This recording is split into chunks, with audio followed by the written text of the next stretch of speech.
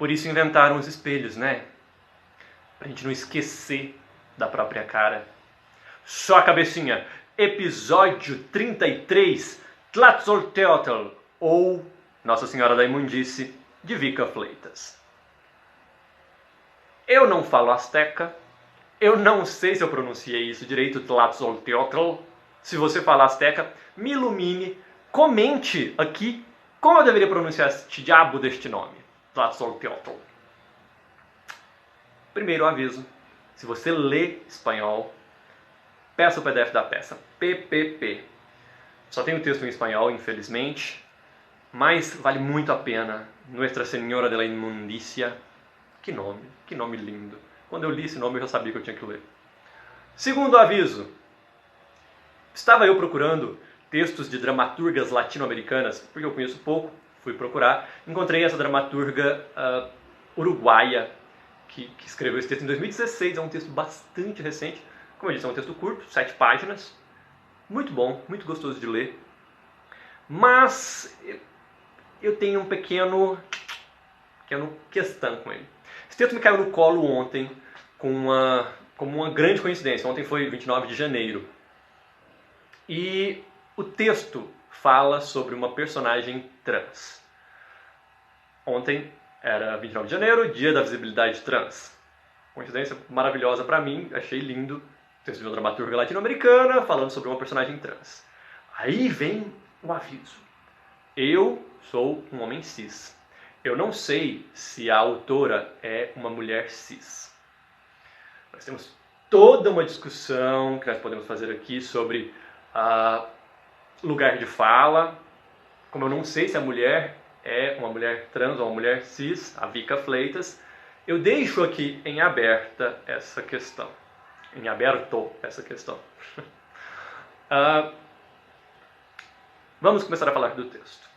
Eu já dei essa dica de que o texto fala sobre uma personagem trans, é uma mulher trans, e é um texto muito interessante, é um texto muito bom.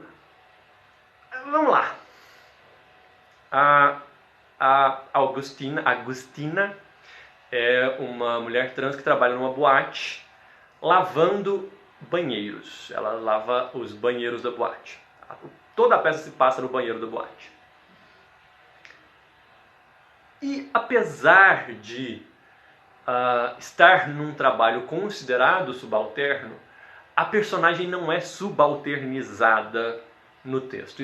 Eu achei isso muito interessante, eu gostei muito do texto por causa disso. E fato maravilhoso, a personagem logo no começo, ela está conversando com um cara que está numa das latrinas. Eu adoro, porque ela fala que ela se chama Agustina, que rima com latrina. É fofa ela. A Agustina é muito fofa. E isso é uma coisa muito interessante, a Agustina é muito fofa. Mantenha isso na sua cabeça, ela é uma personagem muito fofa, muito... Ela conversa muito, é um monólogo. Só tem ela falando, nós não temos nenhuma outra personagem em cena. E ela fala, e é muito fofa, muito engraçada. E uma das primeiras coisas que ela conta é que a mãe dela morreu durante o parto. E que, por isso, ela era uma deusa. Porque entre os astecas, as mulheres que morriam durante o parto, elas eram consideradas como heroínas. O parto era considerado como uma batalha. O trabalho de parto era uma batalha. Então, quando uma mulher morria de parto, uma mulher nobre morria de parto, ela tinha as mesmas honras que um guerreiro que morreu em batalha. E ela era considerada uma divindade. E no começo do texto é muito divertido, porque parece que é só um jeito da personagem, que nós ainda não conhecemos direito. A personagem ela está num trabalho subalternizado ou considerado subalterno. Ela é uma personagem marginalizada, ela é uma mulher trans, e a gente já imagina que isso seria um leve delírio de grandeza, um jeito dela embelezar a própria vida. Ela foi criada pela avó, que era muito fã do Agustín Lara, e no texto mesmo, o único momento em que existe um vínculo de que a personagem é uma personagem trans é esse momento. Ela fala que a avó deu o nome para ela, como a avó era muito fã do Agustín Lara, deu para ela o nome do Agustín. E logo em seguida ela fala, mas eu me chamo Agustina. Então, é aqui que ela revela que ela é uma mulher trans. Na rubrica existe a determinação de que a personagem é transexual. Mas no texto mesmo, texto, eu como autor dramático, eu acho que fica mais interessante pensar só na parte do texto, no que o público vai ouvir, porque o público não vai ler a rubrica, né? Então assim, é um dado interessante. O texto continua, e aí é muito interessante, porque eu não vou lembrar o ponto exato que ela fala, mas a personagem fala de repente que ela não sei o que, eu li isso num livro de semiótica. Então você já tem ela é uma mulher trans, mas ela não está tão marginalizada como nós imaginaríamos que ela estivesse, apesar de estar num trabalho considerado subalterno. O texto continua, ela estava conversando com um francês. Ela conta a história dela conversando com um francês, ela faz um relato longuíssimo sobre o nascimento do Gargantua, personagem do Rabelais, maravilhoso. Ela não comenta que ele seja do Rabelais, então nós temos aqui um contraste, mas ela lê semiótica. E ela vai contando... Vocês sabem que eu vou dar spoiler, né? Vocês estão acostumados com isso. Ela vai contando e conversando com o cara, e ela de repente fala assim, eu te conheço de algum lugar, a gente não se conhece não, e o cara nunca responde. E ela continua contando. Ela conta que um dia a avó dela chega em casa e vê ela vestida com as roupas da avó, e a avó expulsa ela de casa. E aí ela tem que fazer o que ela sabe, e ela vai lavar banheiros, porque isso era uma coisa que a avó dela obrigava ela a fazer. Lavar banheiros. Então ela diz que ela está lavando o banheiro ali, ela sente em casa naquele ambiente. Por causa da casa da avó. No meio disso, ela começa a contar que ela fez um zoológico de vidro, Tennessee Williams. Ela fez um zoológico de vidro, mas de miolo de pão. Ela não tinha nada, ela só tinha pão para comer, porque ela passou fome, ela foi expulsa de casa. Ela começa a fazer bichinhos de miolo de pão, então ela começa a fazer bichinhos, ela começa a fazer pessoinhas de pão, ela vai melhorando com isso, até que ela faz uma pessoa completa, muito realista.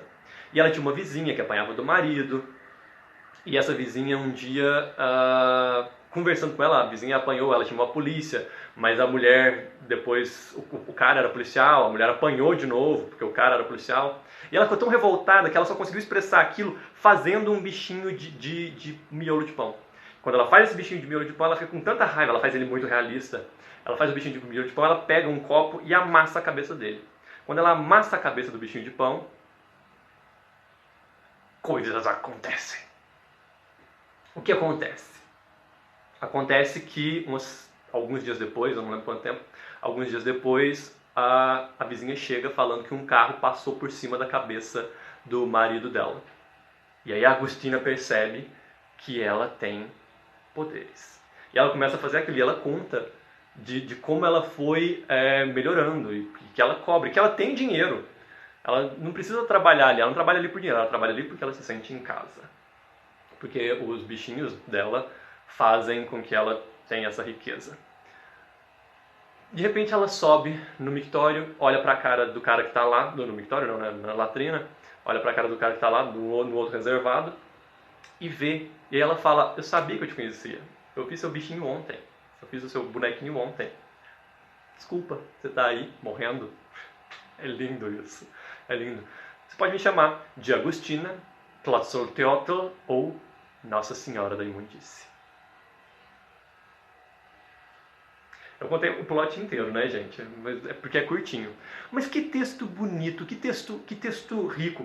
Eu queria... Assim, eu já consegui imaginar uma montagem perfeita para ele, né? Óbvio. Se alguma amiga trans minha quiser aqui, fale. Nós temos uma montagem assim, ó, tirada da minha cabeça. Ó, aqui, ó, já tá pronta, tá pronta. Que texto bonito, que texto gostoso. A Agustina é uma personagem tão bonita, tão bonita e tão rica. Porque ela não é estereotipada. Ela é uma mulher trans que está num trabalho considerado subalterno.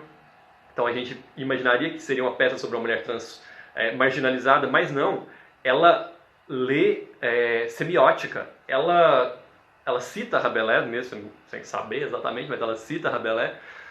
Ela tem um poder. E aquele que a gente considera lá no começo um delírio de grandeza, que é a mãe dela ser uma divindade, prova-se fato. Então assim, é uma mulher trans com poder, com real poder. E o poder dela vem da manipulação dela do mundo, sabe? De uma criação que ela faz, de uma recriação.